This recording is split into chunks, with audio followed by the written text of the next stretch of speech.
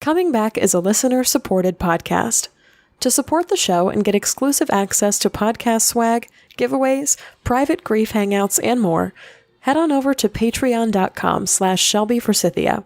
Support the show for as little as $1 per month and change or cancel your support at any time. Thank you so much for listening. Grief Growers, I am also setting sail on the 2019 Bereavement Cruise. To join me and a boatload of other grieving hearts as we travel to Haiti, Jamaica, and Mexico, go to www.comingbackcruise.com, where you can sign up to receive more information on the cruise's sail dates, grief presenters, and onboard activities. I'll see you on the open seas.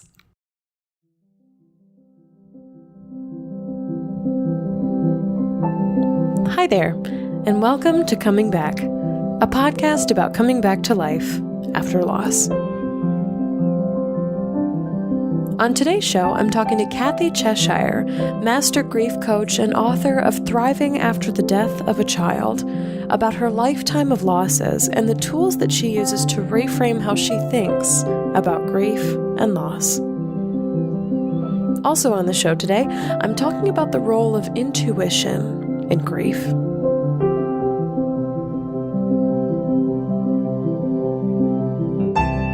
I'm Shelby Forsythia, an intuitive grief guide who speaks, writes, and teaches powerful truths on grief and loss. My mom's death in 2013 set me on the path to becoming a lifelong student of grief, and I use what I learned to equip others with the knowledge to heal and remind them that they are not alone. Because even through grief, we are growing. Let's get started. Hi there, everyone, and welcome to another episode of Coming Back. Thank you so much for being here with me today. Just a quick reminder that my next monthly Google Hangout is on October 22nd at 8 o'clock p.m. Central Time. I have opened this hour-long live event to all Patreon supporters, so if you're looking for some grief support and are willing to pledge $1 a month or more to support the show, I would absolutely love to see you there as a part of the group. As soon as you pledge, you'll get instant access to the link to join us, and I will be live there on October 22nd for a full hour answering your questions about grief and loss and talking about all the different ways that we come back to our lives again. You can pledge to support the show and unlock the link now at patreon.com/Shelby Forsythia, and you can also always find that link in the show notes. Just yesterday, I was interviewed on a radio show, KDWA 1460 AM FM 97.7 by Mitch Carmody and his co-host. Mitch is actually going to be joining me on the 2019 Bereavement Cruise in March of next year. And so many of us presenters on the cruise have been doing radio and podcast and video and social media swapping in an effort to promote the cruise and to kind of share our message across each other's platforms, because our stories of loss are so different, but we'll all be coming together on the boat to share our expertise on grief together. So I was interviewed on his show just yesterday, and our time together was short and sweet. And of course, I'll post a replay of it for you as soon as it's completed, Grief Growers. But I got asked a lot in this interview about my intuition and the role that my intuition plays in grief. And it was really fascinating to me because while I talk about intuition on this show a lot as a component of grief and the aftermath of loss and intuition kind of coming into play, I don't talk a lot about my personal experience with intuition very often.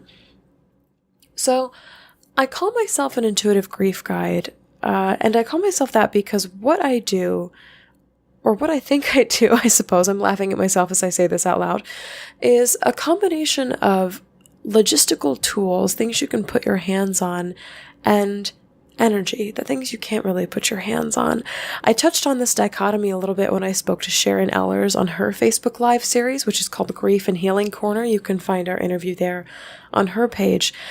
And the more I work with grief, the more I'm recognizing that coming back from the worst moments of our life, these universe rearranging losses, the more I work with grief, the more I find that it's a combination of tools and words and structure and plans and energy and feelings and intuitive nudges from our spirits and our energy.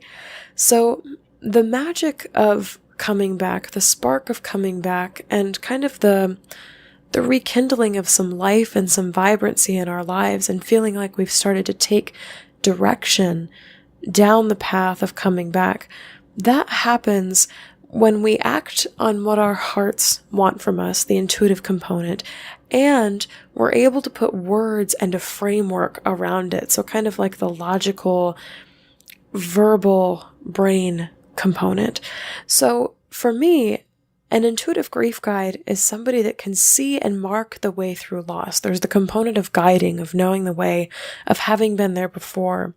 But an intuitive grief guide is also someone that asks a lot of questions and tunes into the energy that's being absorbed and the energy that's being put out while the journey is happening. So always kind of touching base and circling back as the journey of grief is happening. I've never really broken this down on the show before, and so it was so fascinating to be asked about my intuition yesterday.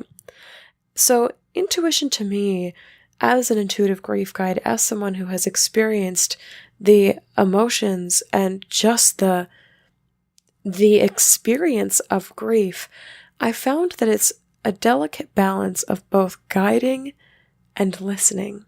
Always holding my own energy and having boundaries that surround that, but also literally looking around a room and paying attention to the energy of others. What are they absorbing? What are they putting out? What am I surrounded by? What am I marinating in?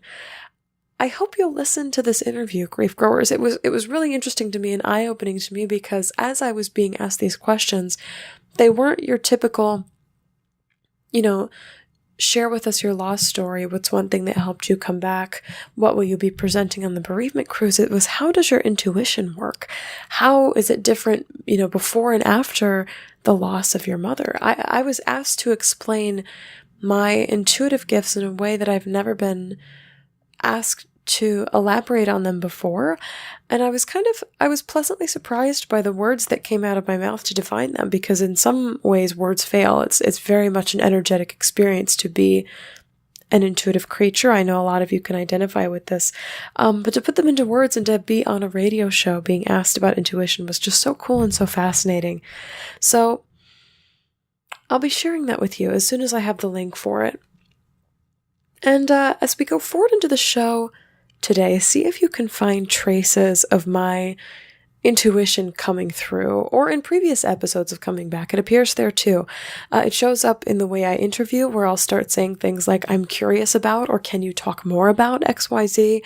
It also comes through in me getting and describing visuals of waves or of trees, or sometimes I'll have phrases that just pop into my mind, or I'll write them down as I'm talking to somebody, and it provides a jumping off point for the next road that we take, the next series of questions. In this interview today with Cathy Cheshire, I actually get chills when she speaks her truth about what it's like to be a person who helps others through grief, because her truth resonates with my truth. So getting chills, as so many of you regular listeners know, is such a big part of intuition for me too. And I didn't used to be so tuned in, grief growers. It took the death of my mother to get me super in touch with my gut feelings, and also brave enough, or kind of like a bold recklessness enough to voice them. It also brought me incredible insight and direction as I've progressed forward in the world without my mother. So intuition is very much a compass, but it's also, I know Glennon Doyle Melton describes it as the still small voice, kind of something I'm doing. I'm reenacting things with my hands here. I know you can never see my hands on the other side of the mic, but I have my thumb sticking out. It's something I can keep my pulse on. I'm holding my thumb to my desk right now. So intuition acts as a guide, but it also provides kind of this constant pulse on, where are you? How are you feeling? What are we doing? Is our heart in this? And what direction comes next? So always this pulse on what's coming soon. And I've just been so appreciative of how it's grown with time and in my grief, and of course doing this show and knowing all of you as well. I'm curious this week how your intuition has shown up in the aftermath of loss. Do you know what it feels like? Can you distinguish between your energy and the energy of others? Do you act on your intuition, or do you struggle to believe that it's true or that it's real, which is also totally normal? I would absolutely love to have a discussion with you in the Grief Growers Garden, my private Facebook group this week, about intuition and the role that it plays in grief. I'm really curious to hear your thoughts and your experience with it. And of course, again, I'll be posting this interview I did with Mitch Carmody on grief and intuition on all of my social media as soon as it's live, so you can listen to it too. Up next, my interview with master grief coach and author Cathy Cheshire, who believes that grievers have the power to heal themselves if they can change the way they think. In honor of her two deceased sons, Cathy Cheshire left a 30-year successful business career in healthcare to become a grief coach, author, and speaker. After extensive and diverse grief education, she founded the online Master Grief Coach Certification Training Program. Her book, Thriving After the Death of a Child, is now on major internet bookstores. She has a Bachelor of Science degree from Arizona State University, and you can follow her at www.cathycheshire.com, where you can find the training module, Understanding Grief and Healing, her blog, interviews she has done, resources, and information about the March 2019 Bereavement Cruise, which I'll be attending as well. Cathy, thank you so much for joining us today on the show and for being so willing to share your loss story and for telling us how you're going to be involved with the upcoming Bereavement Cruise. And I will start off our interview today the same way I start off all of our coming back interviews, by asking you to share with us your loss story. I'm very grateful to be here, Shelby, and so thankful for what you're doing. I have had a lifetime of loss. 20 years ago, as adults, an older sibling and I talked about babysitter abuse when we were young. We were then ostracized by our parents and 3 younger siblings, and I haven't seen them since. I had at the same time a family try to die by suicide and struggle with addiction, and I felt very lost. I grew up in a very strict family, and my mother was depressed and anxious. My father was domineering, and I was desperate for love. So I ended up going through 3 divorces. 11 years ago, my only child from the second marriage died in a car accident when he was only 16. I had put my whole life into that relationship with him. We were so close. It was the first time I had experienced unconditional love. A year before he died, I met my 4th wonderful husband because I learned that I needed to be patient and discover what a person was really like. And he held my hand through darkness. I used to think of love as flowers and trips and kisses, and I really experienced an amazing love because he pretty much waited for me to come back to fully living, which took 3 years. I barely existed. So he had a lot of experience with grief because his first wife died at age of 36. She went in the hospital and died a week later from an infection when their only child was 11. So I met him when he was 18 years old, and he really struggled with life. He struggled with that death, and he missed his mom. We had a great relationship, but he wanted his biological mom. They were close, and he ended up also getting an infection that at 29 years old ravaged his body, was in ICU for a month. When we finally thought he was getting better, a blood clot caused a stroke, and he died at 29 years old. I'm listening to all of these losses, and the phrase you said, desperate for love, really jumped out at me. So I'm kind of, there's no way to really tie a bow on all of this because loss is such a messy and an ongoing process, just like grief is. But I'm curious, I wrote down, what did you used to believe about love, and what is true for you now? I really didn't know what it was because I didn't have it. I thought I had it. I pretended I had it. I pretended we were the Brady Bunch. I was this happy soul inside, but because of the way my family was, which is because of the way, my parents' parents were, it just went down generation to generation, I shut down. So I just knew I wanted to find it. And I would get feelings of love from watching a show or reading a book, and I want to experience it myself in real life. And as I explained with my husband, that's one of my greatest life's lessons is love, that unconditional love. He knew me for a year as this vivacious, happy person who was a dedicated mom and had this career and friends, and then I just didn't know how to deal with grief. And the love he gave me, the support he gave me, he is a naturally resilient person. He knows how to express emotion. He would hug me. I wasn't used to hugging. He would hug me and not let go. And that felt like love. But love is seeing, now my definition of love is that it's seeing the good in a person, even when they're not showing it. And I've been able to come to a place with that with my parents. I have huge compassion for my parents.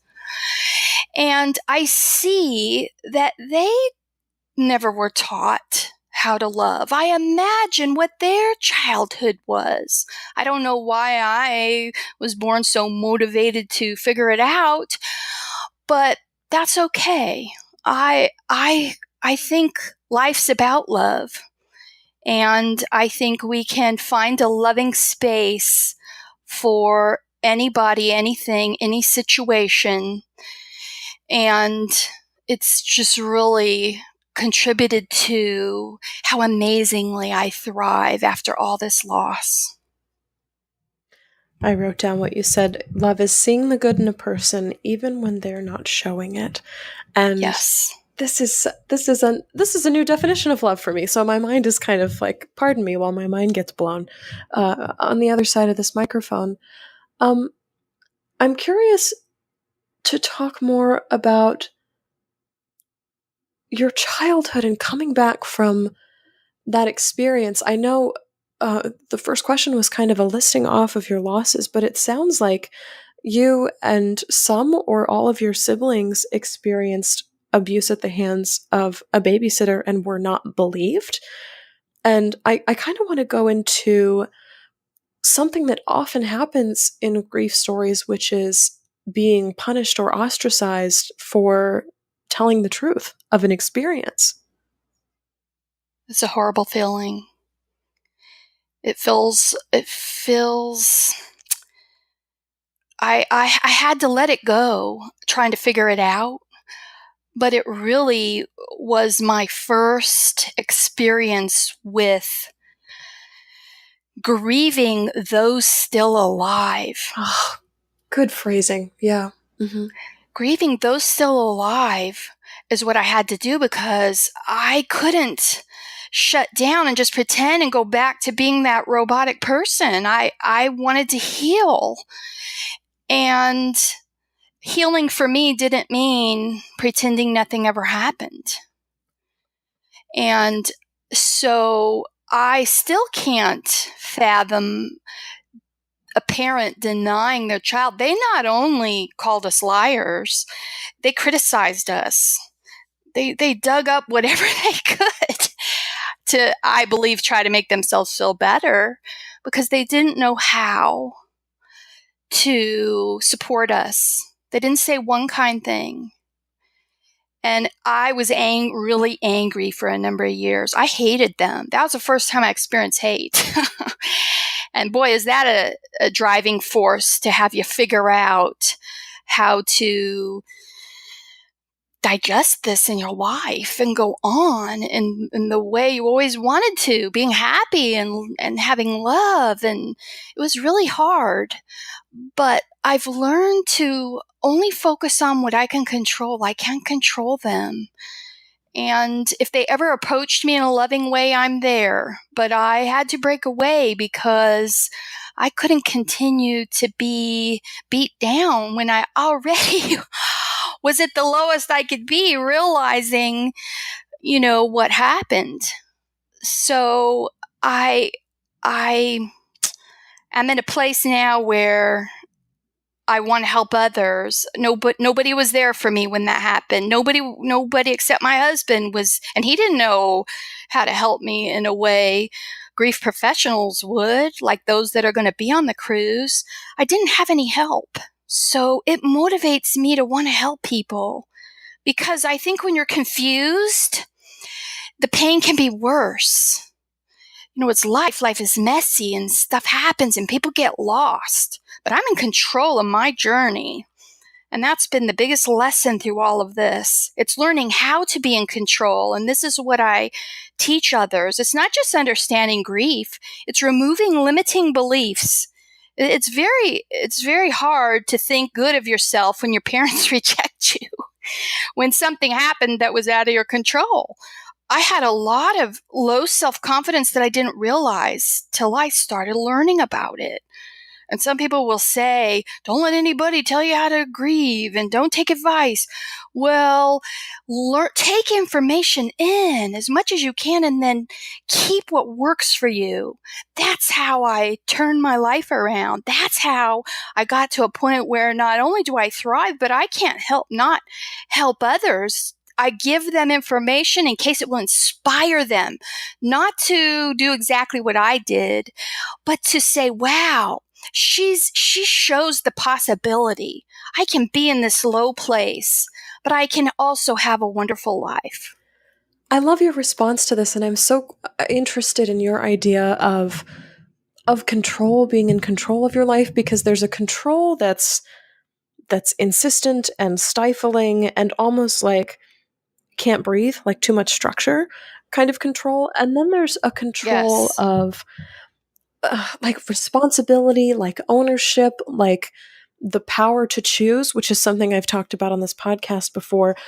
Can you talk about how you went from a place that was so out of control, this loss of family, this ostracizing of family, 3 divorces, the loss of your only child, these things that are so ingrained as out of control, spiraling dark spaces, and came to a place, or maybe are still coming to a place, however that it can be phrased for you, where you feel like you are in a space of that control. And what does that mean for you?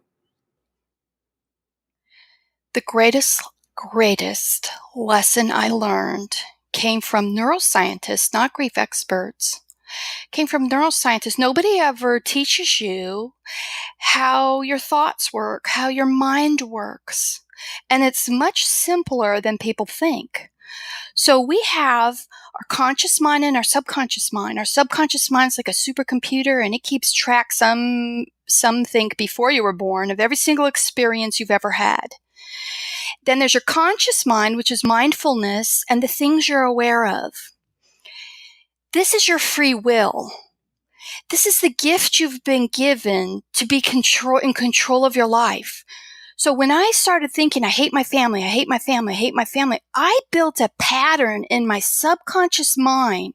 My beautiful, wonderful subconscious mind was just giving me back what I created. And those subconscious patterns can feel so strong. They're real, and you feel like you can't change them. And that's how I was robotic, and that's how people get stuck in grief, because they think they're not in control.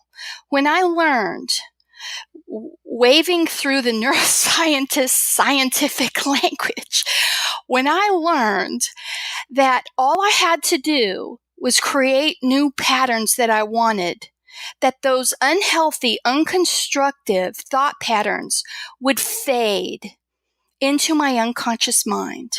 And all it took was determination and patience. And once I realized that really works, I applied it to my whole life. I'm mindful most every moment. And I have created thought patterns in my subconscious mind that I want, not from my family, not from society, not from TV, not from people who want to give me advice, from my own heart and soul. And the most amazing thing is, Once I started doing that, these inspirations started coming. It's like when I held on to all this negative energy, I couldn't feel those inspirations. Now I live by them. People call them by different names. Some say that's God, some universal intelligence, the quantum field, angels. There is this universal, and this is also connected to those who talk about from that book, The Secret, manifesting. There's this universal intelligence now that guides me. And I never knew about or practice any of this. It just kind of happened. And now that's how I live every day. It's just an amazing way to exist. And that makes me feel in control. And I don't have to worry about what's going to happen, what had happened. I'm living in the moment, making decisions based on my desires and programming that subconscious mind with what I really want and love and believe. So if this is the first time that grief growers are hearing this concept of reprogramming the subconscious mind, we've talked about the brain a lot on this podcast, but maybe not the actual act of programming or reprogramming.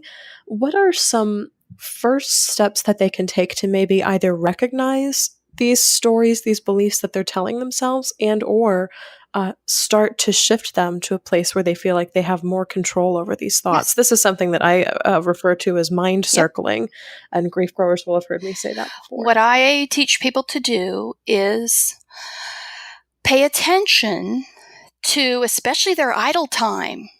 How many times have you driven somewhere for 20 minutes and then got there and felt awful and realized, oh, geez, I've been thinking about this terrible thing that whole 20 minutes. Be mindful of idle time.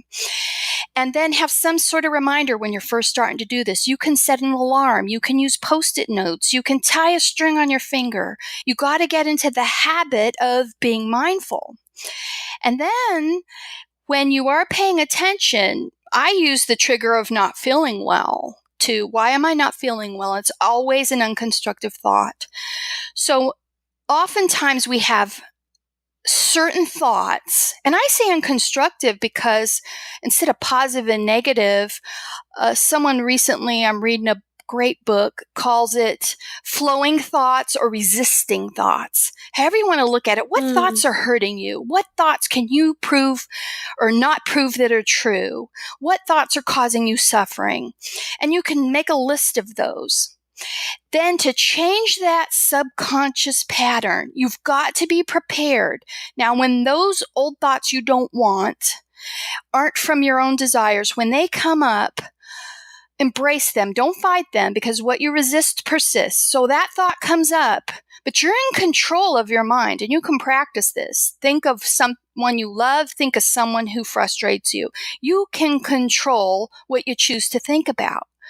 So you've got to be prepared when those thoughts come up with affirmations, with a gratitude list, with a book, a podcast, a TV show, something that is constructive that you like and love, that you're going to feed into your subconscious mind to replace those thought patterns that you do not want. Where people have trouble is it takes a little while, but not months. Okay, it takes a little while. And so if you're not patient and you succumb to those thought patterns you don't want, you're reinforcing them every time you do. For me, understanding how this process works hugely motivated me to, and the more I did it, the more it worked, the happier I was, the more inspirations I received. I will never go back to being a prisoner of my subconscious thought patterns that I created because I didn't know any better. No one taught me that. And the reason grief people don't come across this information is because neuroscientists don't come up when you type in grief help. I just happen to come across the information and say, that makes sense. I really appreciate that answer in you, and I'm wondering, I want to transition into maybe what you were doing 20, 30 years ago and how you got started in the grief field. I was a perfectionist, not realizing it back then, to deal with my lack of self-confidence. I became a CEO of a huge medical practice with the surgery center and worked my way up in healthcare. And when my son died, I realized that was not my purpose or my passion. There's so much politics, and I always thought I was being the good one, taking on the jobs nobody else wanted. But those were the ones where you really had to deal with people who weren't paralleled with your moral and ethical beliefs. So when I shut down after my son died for 3 years till I got sick of that, I knew I wasn't going to go back to healthcare, and I started getting inspired to help people with grief. In fact, I started getting inspired to write a book because after that 3 years being a business person, I thought, I'm going to make a life action plan. That's how I'd go into medical practices and I'd turn them around. Everybody's trying to do everything at once. In a life action plan, you prioritize. And the strategy is one thing at a time. What you focus on, you get. So I took every area of my life and I focused on it, and it was working. And I was having more joy and happiness and feeling alive than I ever dreamed I would. And so I started thinking of writing a book about it. And then you hear people say, this book came out of me. That's what happened to me. This book came out of me, thriving after the death of a child. Here's how I did it. You might not do it the same way, but when you prioritize about your life and take one thing at a time, you will accomplish what you want to accomplish. And that's what interested me in the subconscious mind stuff. I thought, that's how that worked. I was reprogramming my subconscious mind by focusing on this life I wanted, but I didn't even realize that's what I was doing.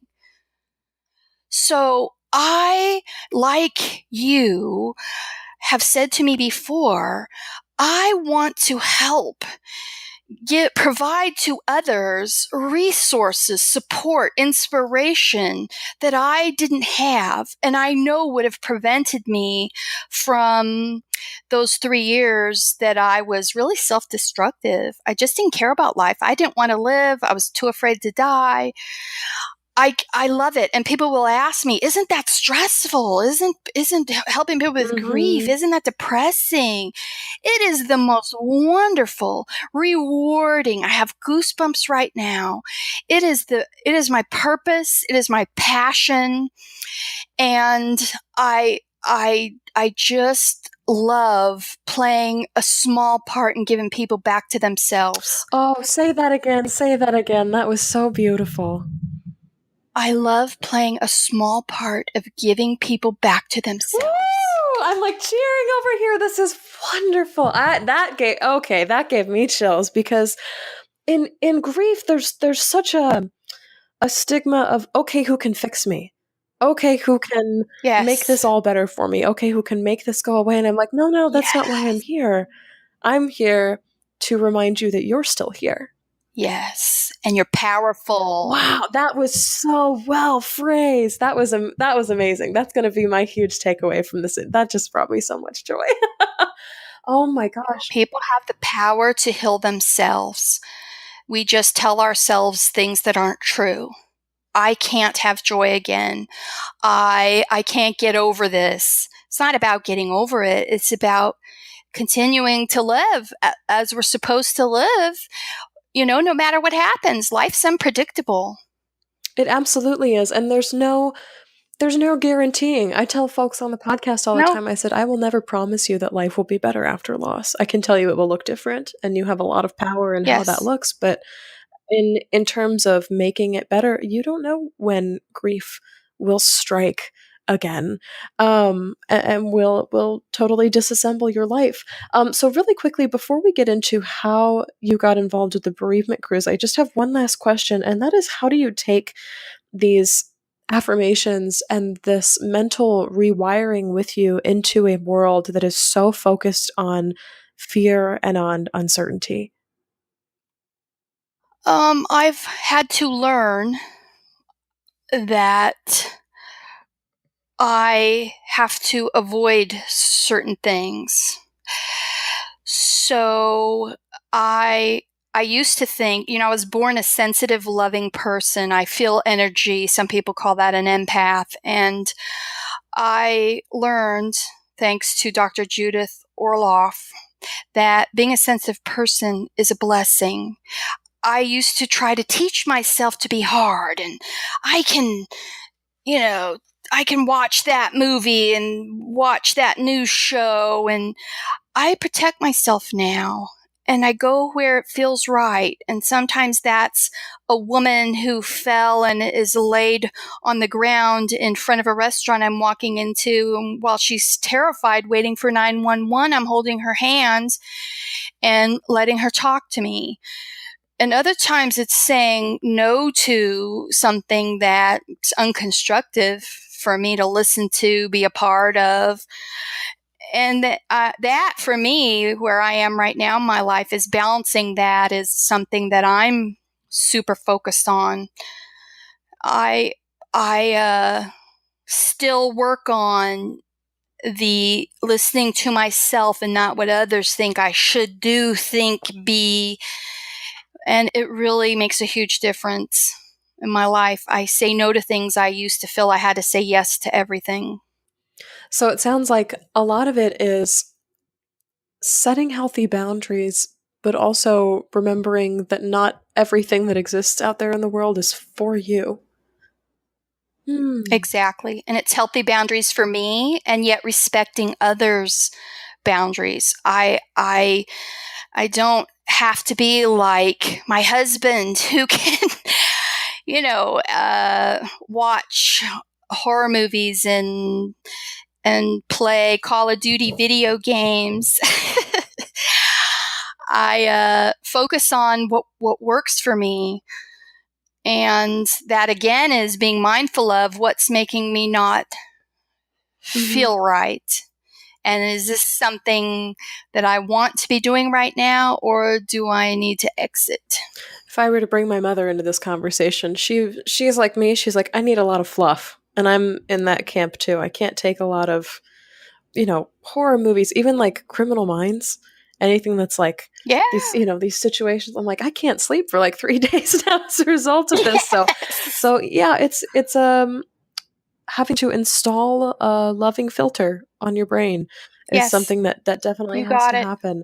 I love that. So now I want to transition into how you got involved, like from how it went from a book to a business to the community that you built to like, I think I'm going to take this on a boat. How did you get involved with the bereavement cruise? It's all inspiration. Sharon Ellers, who is the not sure if she's the owner or co-owner of Grief Reiki. I had a strong connection with her, and she told me about it. And I thought, I just had this inspiration. I had just submitted a proposal for a workshop. I'm going to in St. Louis actually in a couple of weeks. And I thought, I just have a good feeling about this. And I sent in my proposal. I got a call the next day. I think I was on the tail end of them accepting proposals. And now I'm starting to connect with these 19 other amazing grief professionals like yourself. And it feels like my tribe. I just am so grateful to be a part of it and be able to share these lessons I've learned. They feel extraordinary to me. And if it helps a person, even in the smallest amount, it's so worth it. I really feel led to be a part of this cruise. So what is going to be the workshop that you're teaching on board? Is it related to the brain, rewiring the brain, or is it something totally different that's still in line with the work that you do? Totally related to the brain, and the brain actually is your fleshy part. The mind is our voice of the brain, which is thoughts, which is people don't understand how they work, and so they become prisoners of it. A belief is simply a thought that you have over and over again. So my workshop is strengthening resilience after loss. Resilience is the parts of you that remain strong after a loss, which is the death of a loved one or any other big change in your life. So you can get that resilience back. You can learn it. You can strengthen it by applying these skills that people can understand of how to control their own mind. And also, we'll be talking about what's something that's so important to me is that you can have grief and joy at the same time. And again, that's related to how your mind works, mindfulness, and making permission, giving permission to yourself to have joy. Somebody taught me long ago, when you're grieving, you're not supposed to have any happiness. It's not right. It's disrespectful. It dishonors the person who's gone, and it's just simply not true. When my son died, I had no happiness or joy for 3 years, and that is a living hell. When my stepson died last July, my husband and I had a horrible few weeks, and we'll have some sort of grief forever, but then we got back to living in honor of him. And we wish things could have been different, but we let ourselves laugh. We let ourselves have joy when something happy happens. It's understanding again that you have control to give yourself permission. Now, does it feel right to have joy? Yes or no? Are you making the decision from your own heart or what you think from somewhere outside of yourself? You can have grief and joy at the same time. So I'm going to be talking about all of this. Mindfulness is a simple concept. It's being aware of what you're thinking of. But if you don't understand how your mind works, it's really hard to change it because, okay, I'm mindful. I feel miserable. Oh, well, I'm going to go have a drink or eat a candy bar or play a video game or go shopping. You can be in control of all of that. And so I love sharing this information. I think people get huge ahas, and they just have to be willing to try it and practice it, and their lives can change too. It is life-changing to discover or to remember, even to remember that you are a mind. Yes. Who has the power to choose. Absolutely. Oh my gosh, that's so cool. I'm so excited. I don't know if we're allowed to come to other people's workshops. That's so exciting. Okay. We are. So I asked that sit too. in this one. We are. I know. Because I think this is so fascinating. And it's, you refer to the secret and you refer to affirmations. And for a lot of people that can come off as really flippant or just tape a motto on the wall and that'll help or remedy, what's going on. But there's something to be said about taking the time to examine what is going through your mind and actively working to shift that. Maybe not necessarily to change it or flip it overnight, because like you said, it's not a matter of months. It's not that long, but it's also not an overnight thing either. It is a practice. Coming back as a practice Right. You must engage with over and over and over again. And you can't just replace it with anything. You're replacing those subconscious patterns you don't want with something that you do believe in, with an affirmation that sings to your soul, with a TV show about something you're super interested in. You have to replace it, and that's the individual part. That's something coaches help people with. Is what's meaningful to you, because you can't replace one negative thing with another negative thing that's from somebody else because they think it's great. It has to be what's great for you. Oh my gosh. Grief, coming back, all of it is just so personal. Yeah. Yeah. You have to steer the boat. You have to be the one to steer the boat. Yep. Oh my gosh. You got it. Wow, this is so incredibly cool. Really quickly before we go, I want to ask you where people can find you, your book, your work, everything that you do online or in person. Everything's at my website, cathycheshire.com. Under the speaker page is the information about the cruise, about links to what everybody's presenting, plus details about what I'm presenting. I'm also going to be speaking at the Compassionate Friends, who supports families who have lost a child. That's in St. Louis, coming up here in a couple of weeks, Friday, July 27th through July 29th. And then I'm contributing with Sharon also. I'm not sure who all the other contributors are, but Keith Lyons, who's a journalist, started a Grief-Wise book series, and he wanted a book that has most commonly held questions by grievers, the things people are so hesitant to ask. So he's got all these questions. He doled them out to grief professionals, and he's going to compile that into a book. Might be called Grief 101 or something like that, but there'll be information on my website about that as well. I have resources whenever I come across thriving after loss resources, thriving, not just surviving. There's a ton of information on grief. I think I'm the only website that does that. If you're wanting to thrive, I've got the people and books and videos and information that talks about that. So you are one giant resource hub. I absolutely love it. Well, thank you so much for joining me on Coming Back today. I'm so excited to share this wisdom of the mind with everyone, and also share this workshop that you're leading, but also for those of us who cannot join us on the cruise this year, that there is always more, and Cathy is a lady who definitely provides it. Thank you, Shelby.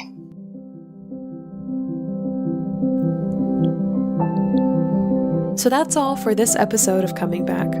Thank you so much to Cathy Cheshire for coming on Coming Back and challenging us to change the way we think about our lives in the aftermath of loss.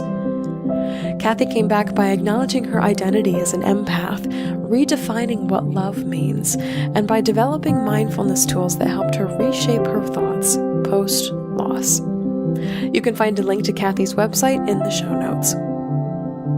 Join me Monday, October 22nd at 8 o'clock p.m. Central for my monthly hour-long Google Hangout. This, of course, is open to all Patreon patrons for the very first time ever, so I hope you'll join me there. Come sail with me and Cathy and all of your fellow grief growers on the 2019 Bereavement Cruise by requesting more information at comingbackcruise.com. If this show has changed the way you see grief and loss, go to patreon.com/Shelby Forsythia, where you can pledge for as little as $1 per month and get some very cool podcast rewards for doing so. If you liked what you heard today, you can also support the show by subscribing on Apple Podcasts, Spotify, Google Podcasts, or by telling a friend about Coming Back, because you never know what someone you love is going through. Thank you to Mr. Addy Goldstein, who composed our theme music. You can find me on Facebook at Shelby Forsythia, Intuitive Grief Guide, Instagram at Grief Guide Shelby Forsythia, or simply shelbyforsythia.com. If you'd like to leave a question or a comment for a future show, leave a voicemail or text 312-725-3043 or email me at shelby@shelbyforsythia.com. As always, my dear grief growers, it was beautiful sharing this space and time with you today. I see you. I am proud of you and the work that you're doing in the world. And I love you. Because even through grief, we are growing.